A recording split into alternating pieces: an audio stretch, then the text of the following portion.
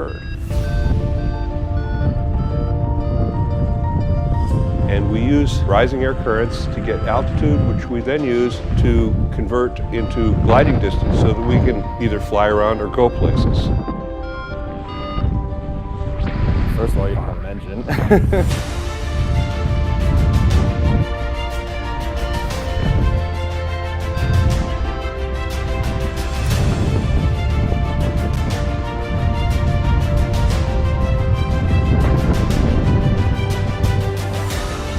Most people, when they turn 16, 17, they get a car. I got my glider license. I flew. I like being around the people that are involved. This is definitely a community sport. You can't fly a glider by yourself. You need ground crew, you need a tow pilot, you need instructors. And so I love just being part of that community as well.